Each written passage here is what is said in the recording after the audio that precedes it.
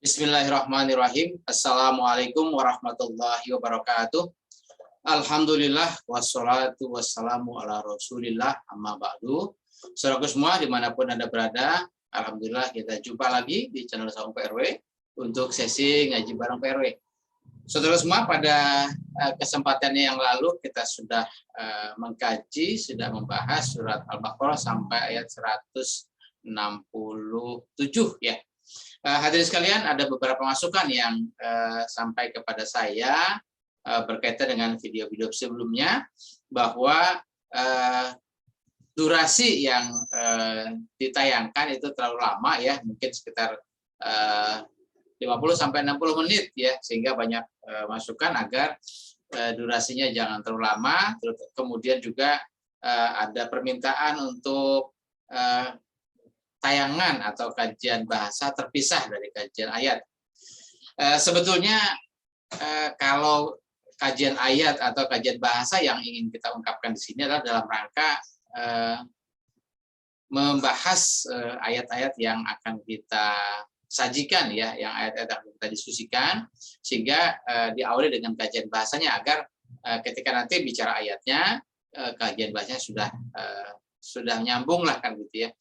Namun begitu ya, insya Allah ke depan kita akan semakin perbaiki lagi. Kalaupun nanti masih ada saran dan kritik dari Bapak Ibu semua, silakan tulis saja komennya di kotak bawah ini, kolom komentar, sehingga kami berharap juga agar semakin ke depan semakin lebih baik lagi. Dan tentunya yang namanya ngaji, kalau biasa kita ngaji di tempat lain kan memang durasinya ya sekitaran itulah ya, 1 jaman lah ya. Namun untuk sesi kali ini dan ke depan insya Allah ya, mungkin ketika membahas ayat barangkali jumlahnya tidak terlalu banyak lah ya, karena memang ketika kita membahas surat-surat pendek ya durasinya tidak terlalu lama karena memang ayatnya tidak banyak ya. Tapi karena bicaranya ayat, ada surat Al-Baqarah ya, ayat 1 sampai 286 kita bagi parsial untuk beberapa kali sesi. Kemudian biasanya tuh satu sesi satu tema itu ya, satu ain lah kalau bahasa mushaf itu. Namun satu ayat juga kadang-kadang bisa 1 halaman lebih gitu ya, sehingga ya nanti kita perkecil lagi hanya beberapa ayat saja yang memang masih berkaitan ya. Untuk poin-poin yang berikutnya ya akan kita bahas pada kesempatan berikutnya. Terima kasih Anda sudah setia mengikuti channel ini. Semoga mendapatkan keberkahan buat kita semua, dan tentu apa yang kita bahas, apa yang kita kaji menjadi petunjuk buat kita untuk kita amalkan dalam kehidupan sehari-hari.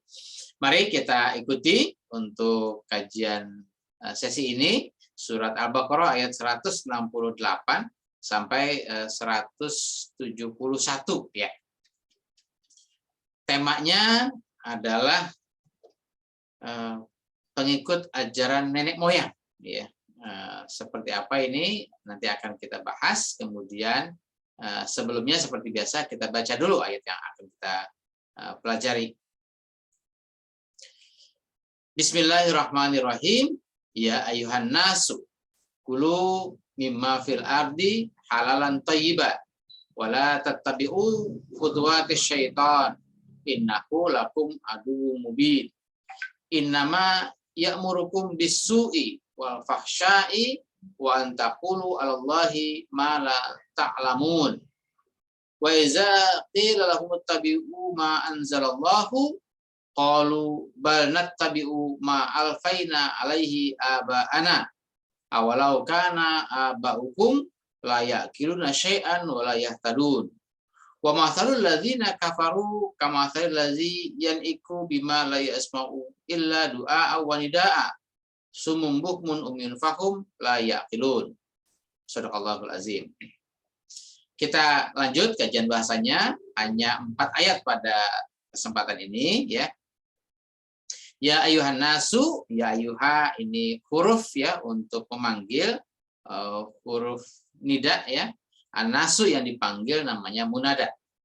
Kemudian dipanggil untuk apa? Untuk mendengarkan perintah ya. ini perintahnya adalah kulu. Kulu itu asalnya akala ya, akala, kemudian fiil mudoreknya ya kulu, fiil amarnya kul.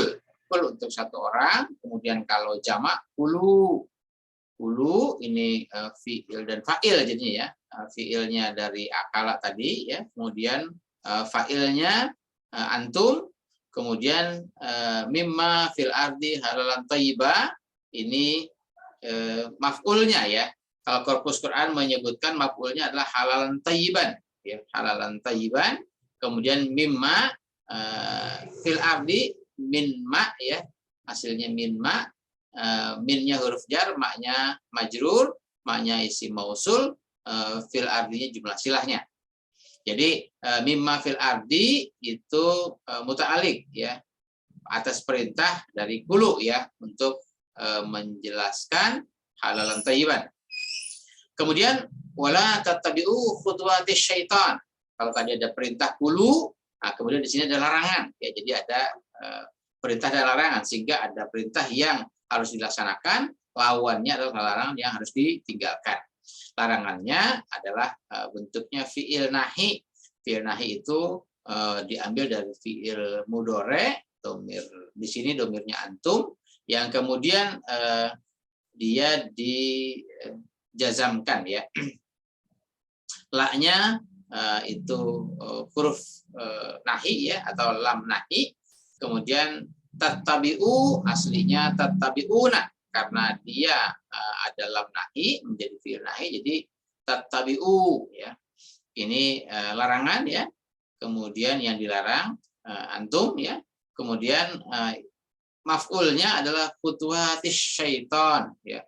Khutuwatis syaitan, ini khutuwati, ini mudhaf, asyaitan ini mudhaf ilaih ya. Kemudian innahu lakum aduwwun mubinun ya. Innahu lakum aduwwun mubinun. Ini ada inna, berarti ada isim inna. Isim innanya adalah hu, punya kembali kepada asyaitan tadi. Kemudian aduwwun mubinunnya adalah khobar inna ya. Aduwwun mubinun, kalau ini adalah sifat mausuf ya. Ini isimnya, kata bendanya, mubinunnya adalah sifatnya. Kemudian jadi hu atau huwanya itu adalah isim inna atau mubtada'nya, aduwwun mubinun adalah khabarnya. Lakum ini muta'alik ya. Keterangan tambahan. Kemudian innama ya'murukum bisu'i wal faksya'i ya. Innama ini kalau diterjemahkan menjadi hanya ya. Siapa yang dijelaskan di sini, ini ya'murukum. Ya'murukum ini fi'il mudhore domir huwa ya, huwanya kembali kepada asyaiton tadi yang aduwwun mubinun itu. Kemudian kumnya adalah maf'ul. Kemudian bisu'i wal fahsya'i itu maf'ul yang kedua ya. Bisu'i bi-nya huruf jar, as-su'inya majrur, kemudian bi ya, ini ada bi-nya lagi, wal fahsya'i ya. Bil fahsya'i. Huruf jarnya di sini, majrurnya di sini ya, karena wawunya atof ya. Jadi atof itu mengikuti ya, jadi isim yang mengikuti pada isim yang ada di depannya. Kalau isim yang ada di depannya majrur ya, dia juga ikut majrur. Kemudian wa antaqulu 'alallahi ma la ta'lamun ya. Wa antaqulu ini an ya, dia menasabkan fi'il mudhari'. Taqulu 'alallahi ma la ta'lamun. Nah, taqulu ini menjadi apa ya? Ini kan sebuah kalimat ya, taqulu. Kemudian ini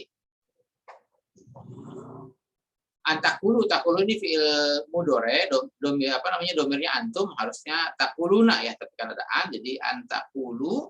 Kemudian alallahi, alanya huruf jar, allahnya majrur. Kemudian mala ta'lamuna, maknya adalah maf'ul dari takulu ya, wa antakulu ma ya gitu ya. Nah, maknya ini isim mausul, jumlah silahnya adalah la ta'lamuna ya. Ta'lamuna ini fiil fa'il ya, fiilnya antum, fiilnya ta'lamuna, fa'ilnya antum ya. Kemudian wa idza qila lahum ittabi'u ma anzalallahu. Wa iza ini huruf syarat ya. Syaratnya adalah qila lahum ittabi'u ma anzalallahu ya. Qila itu dari kata qala. Qala itu kalau fi'il madi maklum ya yang berawalan me.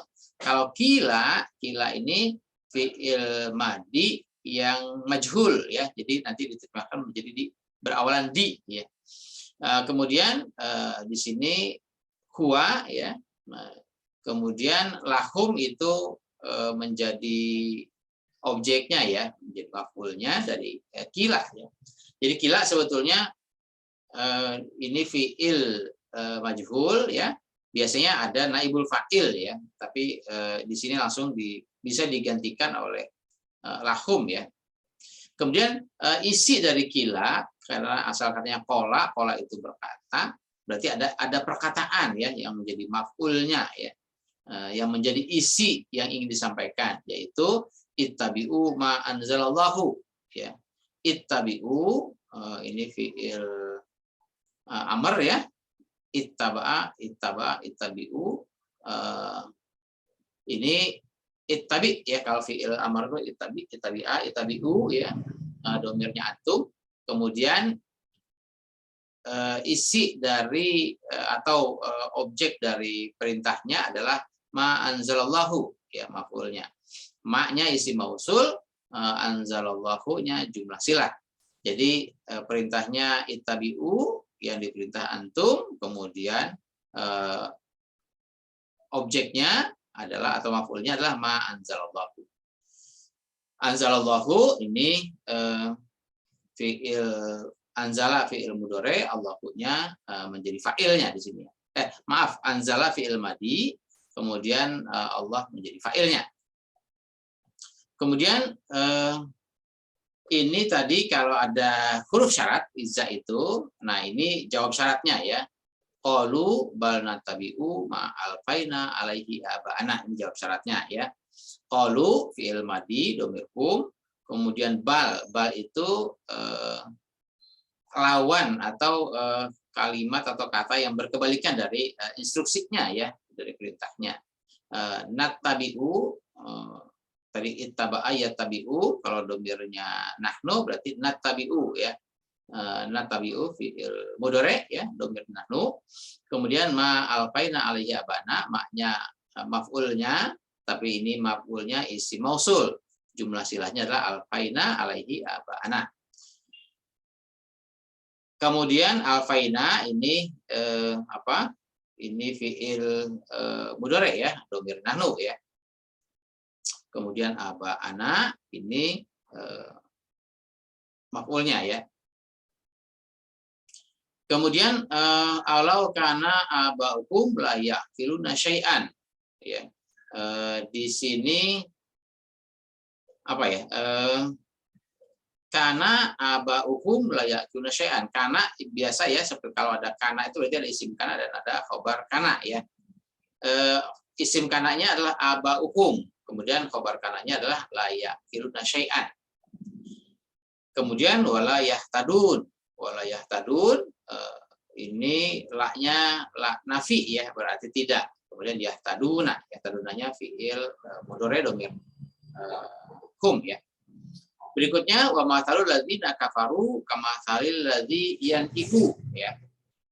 Masalu ya, masalu ini masalul ladzina itu idhofah ya. Kemudian aladzina kafaru, aladzina ini isim mausul, berarti kafarunya jumlah silahnya ya, jadi aladzina kafaru.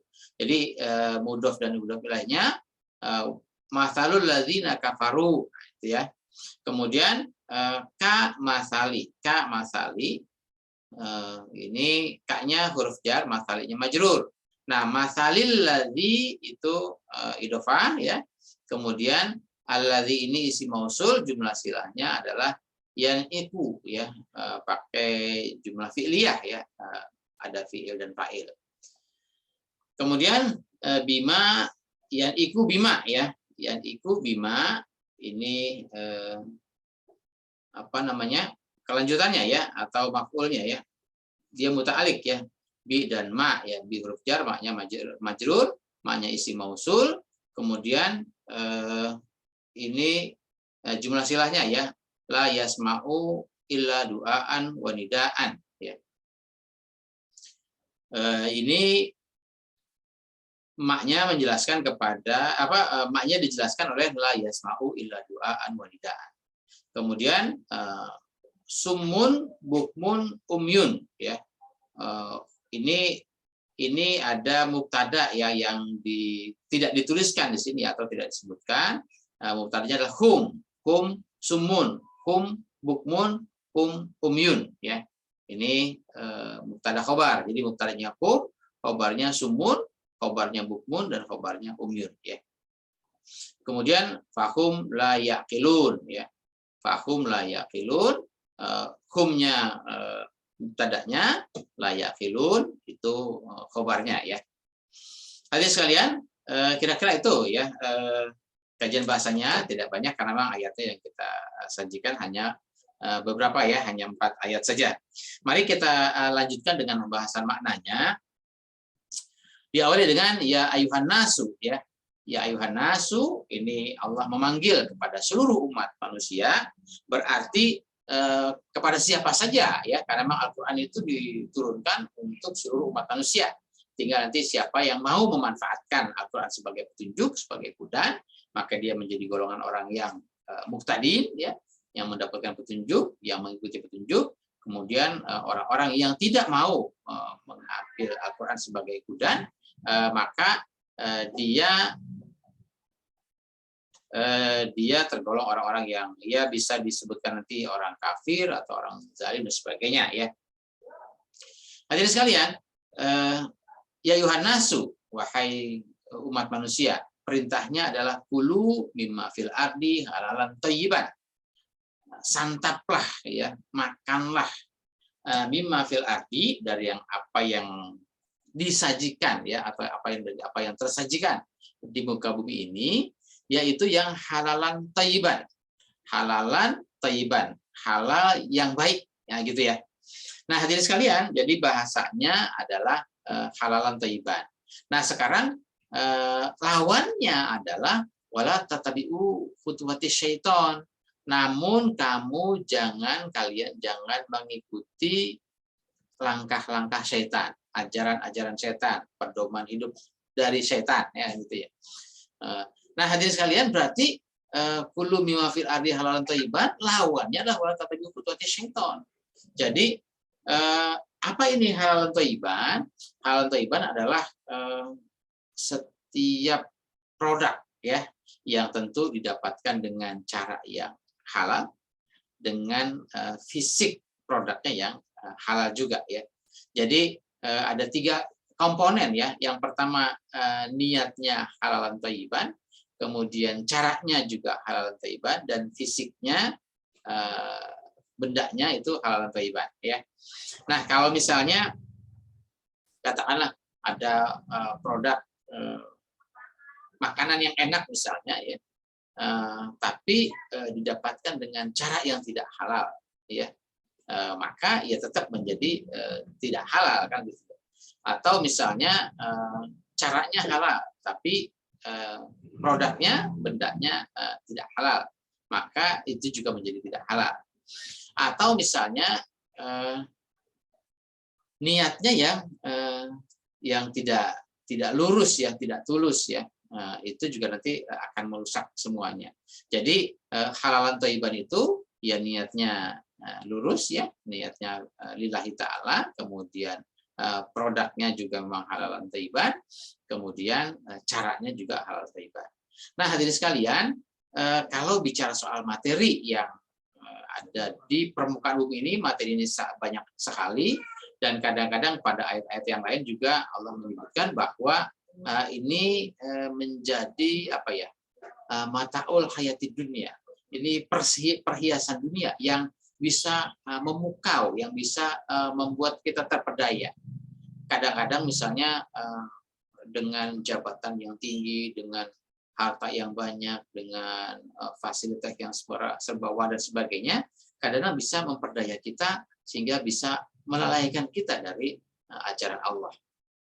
Ya mungkin saja uang yang didapat misalnya, tapi dengan cara-cara yang tidak halal. Misalnya dengan memperlakukan atau ya bahasa lain misalnya mencuri atau menipu atau korupsi dan sebagainya. Ini adalah cara-cara yang memang tidak boleh ya. Jadi Allah memerintahkan hanya mengambil dari yang halal dan thayyiban. Kemudian wala tatabi'u khutuwati syaiton, jangan ngikutin cara-cara setan. Artinya ketika kita mendapatkan rezeki ya tentu dengan cara-cara yang halal, jangan mengikuti cara-cara setan ya. Cara-cara setan itu apa ya? Itu tadi ya, bisa menipu, bisa menzalimi orang, bisa sikut kiri kanan, bisa korupsi, bisa memfitnah dan sebagainya demi mendapatkan materi yang kita inginkan. Hadirin sekalian, kemudian innahu lakum aduwwun mubinun ya. Sesungguhnya setan itu innahu-nya itu sesungguhnya setan itu bagi kalian itu aduwwun mubinun, musuh yang sangat nyata. Nah, kalau Allah sudah mengingatkan bahwa setan itu adalah musuh yang sangat nyata, maka kalian jangan mengikuti langkah-langkah setan, maka kalian harus mengambil produk-produk yang halal thayyiban saja. Maka ketika ada bujuk rayu yang akan menggelincirkan kita dari ajaran Allah, itu sudah bujuk rayunya setan, itu ajaran-ajaran setan, dan setan jelas-jelas aduwwun mubinun, maka kita tidak boleh mengikuti.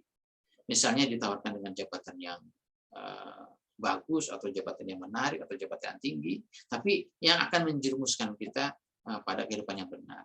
Atau mungkin misalnya dengan dengan aneka rupa cara-cara yang tidak halal ya. Itu adalah langkah-langkah setan, ajaran setan, dan Allah sudah menyebutkan itu aduwwun mubinun ya. Kemudian innama ya'murukum bis-su'i wal fahsya'i ya. Setan itu ya'murukum bis-su'i wal fahsya'i. Mereka itu memerintahkan kalian untuk berbuat kejahatan dan kemaksiatan ya. Nah, hadirin sekalian, pertanyaannya adalah ketika kita bicara khutuwati syaiton, apakah setan yang mungkin bentuknya gaib, yang mungkin tampangnya seram kalau diilustrasikan, atau yang bagaimana gitu ya. Ternyata apa bisa mereka itu menyuruh kita untuk berbuat fahsya'i atau bisu'i ya. Nah, ternyata kadang-kadang yang menyuruh kita untuk atau merayu-rayu kita atau mengajak kita untuk melakukan bisu'i wal fahsya'i justru kadang-kadang penampilannya keren. Mungkin orangnya tampan, orangnya cantik, kemudian mungkin penampilannya perlente, mungkin duitnya banyak dan sebagainya.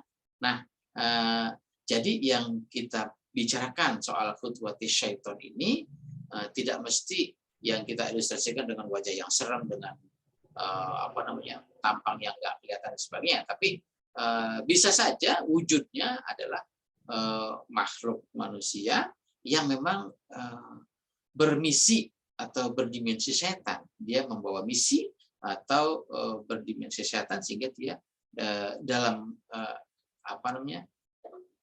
kegiatan-kegiatan kesehariannya dia menyampaikan misi-misi syaitan yang memang mereka sendiri juga tidak menyadari ya, dengan mengajarkan atau dengan membawa ajaran-ajaran yang membuat kita itu bisu'i wal fahsya'i, melakukan kejahatan atau melakukan kemaksiatan.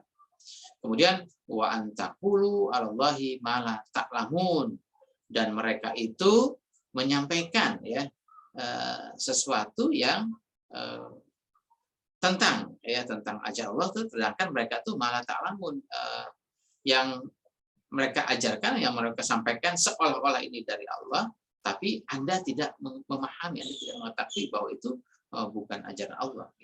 Jadi mereka itu bisa saja berdakwah, mereka saja bisa memprovokasi ya, melakukan siaran-siaran dan sebagainya yang seolah-olah ini ajaran Allah, padahal Anda tidak mengetahui mana yang hak dari Allah, mana yang bukan dari Allah.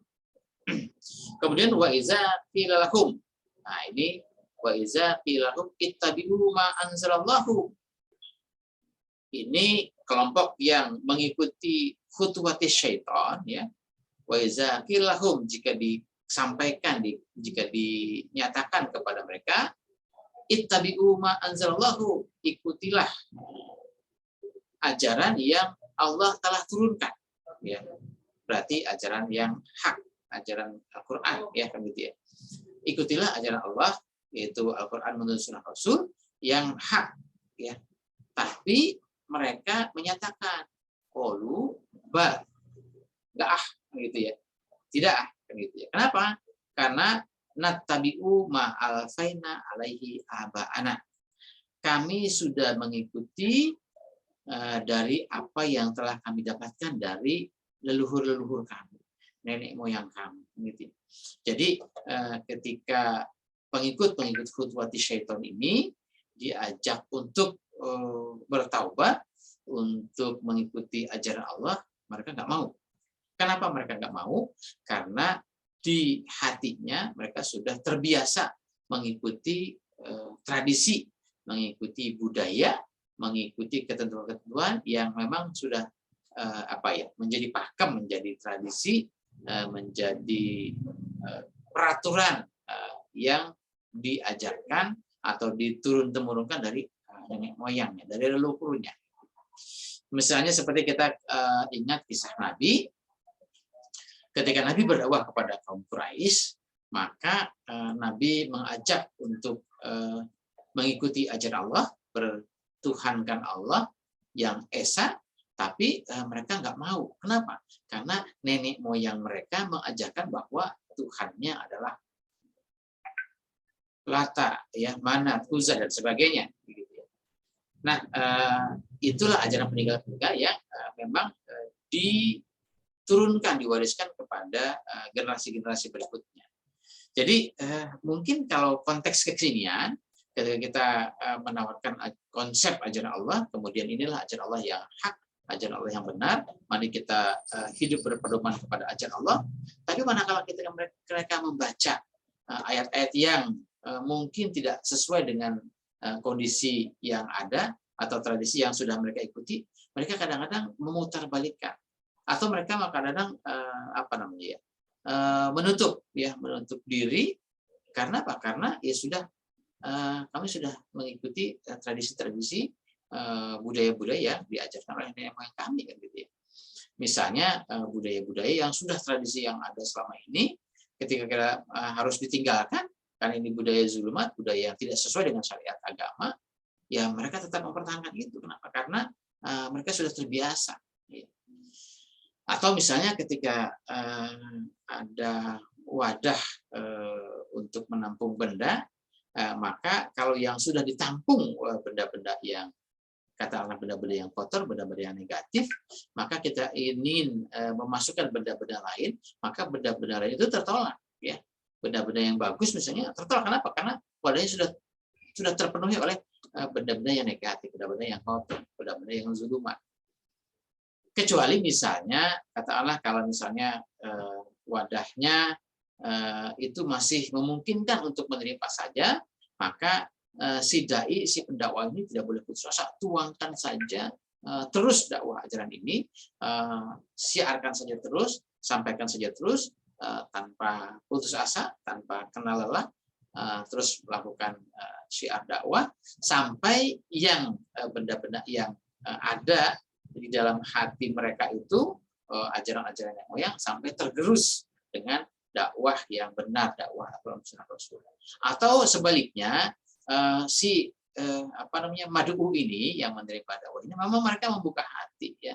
Ketika ada ajaran yang ditawarkan, ya mereka terima dulu, ya mereka banding-bandingkan.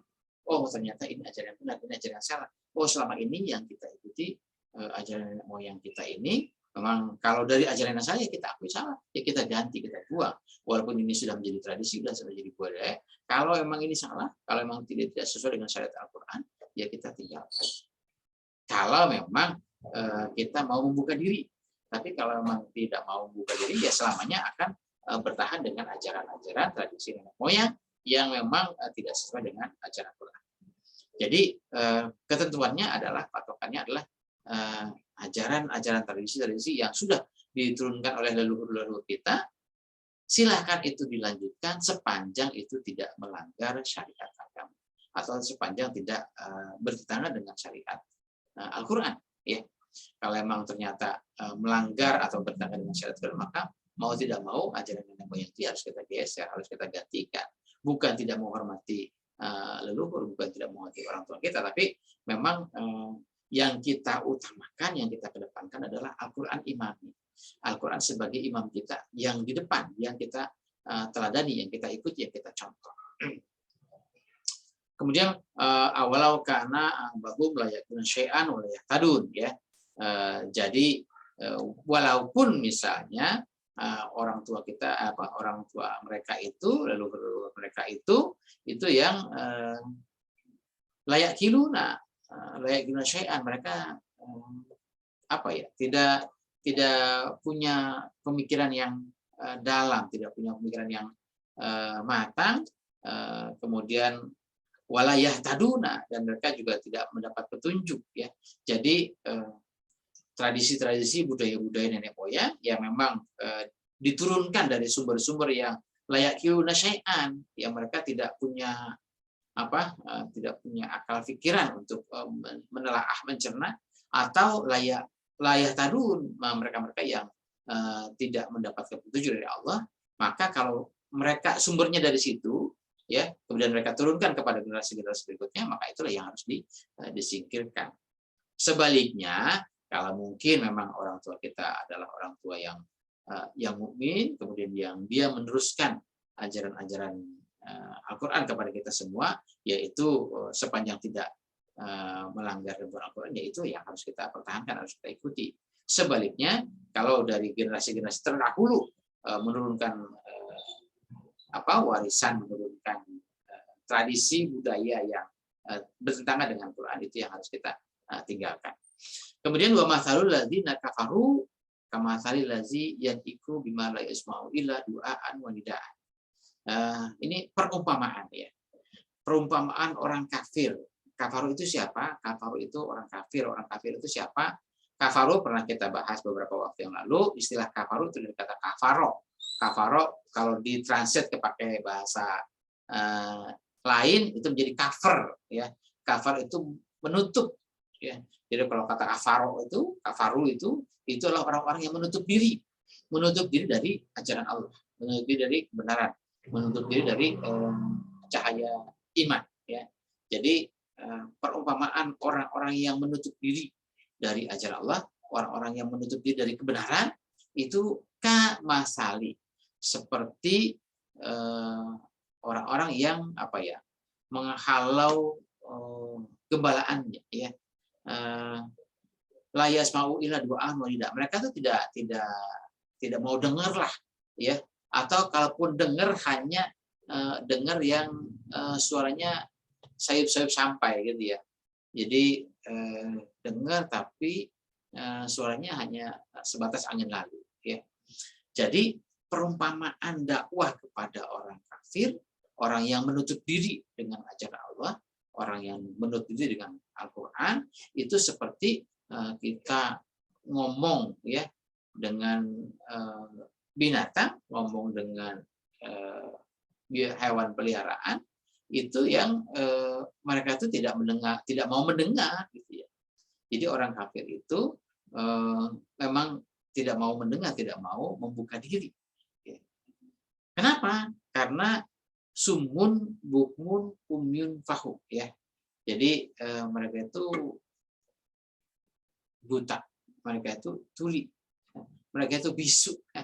Ini bukan berarti buta matanya tidak bisa melihat, tuli telinganya tidak bisa mendengar, atau bisu mulutnya tidak bisa bicara, ya. Tapi apa? Tapi memang mereka, semua manusia itu kan sudah dikasih fasilitas oleh Allah, ya.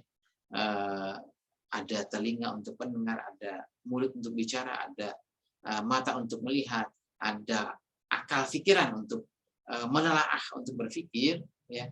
Tapi bagi mereka, orang-orang yang menutup diri dari ajaran Allah, yang matanya buta dari ajaran Allah, tidak mau melihat ajaran Allah, kupingnya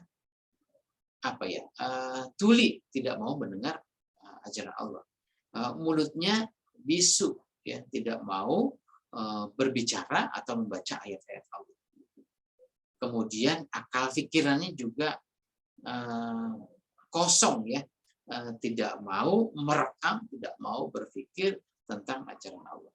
Jadi kalau pada surat awal kan sudah disebutkan tuh, ya, fi qulubihim maradun, di dalam hatinya ada penyakit, ya. Penyakit apa ya? Penyakit hati yang memang tidak mau membuka diri dengan ajaran Allah. Sehingga karena pilihan mereka menutup diri dengan ajaran Allah, maka kata Allah, fazadahumullahu maradun, Allah tambahkan penyakitnya. Kenapa? Ya semakin menutup diri, semakin tidak pernah tersentuh dengan dakwah Al-Quran, semakin tidak tersampaikan dakwah Al-Quran, ya tentu penyakit hatinya akan semakin lama, semakin kronis, semakin berat. Gitu ya. Nah, hadirin sekalian, namun bagi orang-orang yang beriman, tetap saja jangan putus asa bahwa Allah sudah mengingatkan ini sifat-sifat orang yang bersikukuh lah, ya, berpegang teguh dengan ajaran tradisi leluhur nenek moyang mereka. Mereka tidak mau meninggalkan syariat-syariat nenek moyang mereka, tapi mereka ketika mereka didakwah Al-Quran memang sulit sekali, ya. Tapi ingat, kalau ternyata kita menyampaikan dakwah Quran, kemudian orangnya langsung menolak saja, ya tentu dakwah Al-Quran tidak mungkin berkembang hingga sampai saat ini. Kenapa? Karena Nabi pun juga mengalami hal yang sama. Ketika Nabi mendakwakan Al-Quran, mendakwakan ma anzalallahu, maka tantangannya cukup berat. Bukan hanya mereka menutup diri, tapi mereka melakukan perlawanan. Mereka bahkan mencegah, bahkan mereka memusuhi Nabi, bahkan mereka memboikot, sampai ya mungkin mereka mau membunuh, menghilangkan nyawa Nabi. Ya. Kalau saja Nabi tidak punya semangat yang kuat untuk terus berdakwah, ya sudahlah, mereka sudah nggak mau, ya sudah selesai dakwah. Dia nggak begitu. Kalau Nabi anggap itu selesai dakwah, ya sudah, dakwah Qurannya nggak sampai kepada kita. Ya, petunjuk ini nggak sampai kepada kita, sehingga mungkin sekarang ini kita akan masih mengalami kegelapan, kehidupan yang kelam, ya. Tapi karena Nabi terus saja menyampaikan dakwah ini, maka dari sekian orang yang tadinya menutup diri, lama-lama mungkin, ya, kalau katakanlah pintu itu terus kita gedor terus, ya lama-lama akan terbuka juga. Ya. Kalau misalnya pintu itu mungkin terbuat dari batu, yang mungkin kalau terus saja didorong, kemudian dipantul-pantulkan terus, ya insya Allah, ya, akan menemukan hasil. Jadi semangat yang sudah ditularkan oleh Nabi kepada kita semua, teladan yang sudah diberikan Nabi kepada kita semua, bahwa Nabi terus dakwahnya berjuang dalam kehidupannya untuk menyampaikan dakwah Quran ini, maka itu juga yang harus kita menjadikan teladan, bahwa ketika kita sedang menyampaikan dakwah Quran ini, banyak tantangan, banyak rintangan, banyak perlawanan, banyak permusuhan, banyak orang yang menutup diri, itu bukan masalah, ya. Terus saja sampaikan, nanti biar Allah yang membukakan hati mereka. Ya, kita kewajibannya hanya berdakwah, hanya menyampaikan saja. Walaupun Allah sudah mengingatkan, mereka itu ketika didakwakan, ketika disampaikan dakwah Quran ini, mereka menyatakan bahwa natabi'u ma alfaina alaihi abad. Cukuplah buat kami ini adalah tradisi nenek moyang kami yang sudah diajarkan secara terus-menerus. Tapi buat kita terus saja fokus untuk melakukan kegiatan-kegiatan dakwah ini, sehingga Al-Quran terus tersampaikan kepada seluruh umat manusia, dan terus turun-temurun sampai ke generasi anak cucu kita nantinya, ya, agar jangan sampai generasi anak cucu kita menjadi generasi yang hidup dalam kegelapan. Saudaraku semua, itu kira-kira kajian kita surat Al-Baqarah ayat 168 sampai 171. Semoga bermanfaat buat kita semua, dan tentunya kalau channel ini berkenan menurut Anda, ya silakan di-like dan di-share, bisa Anda teruskan lagi dalam rangka melanjutkan dakwah perjuangan para rasul. Terima kasih Anda yang sudah mengikuti channel ini, dan bila ada hal yang kurang berkenan, semata-mata itu hanya kekurangan dari saya. Mohon maaf yang sebesar-besarnya. Bila kita Assalamualaikum warahmatullahi wabarakatuh.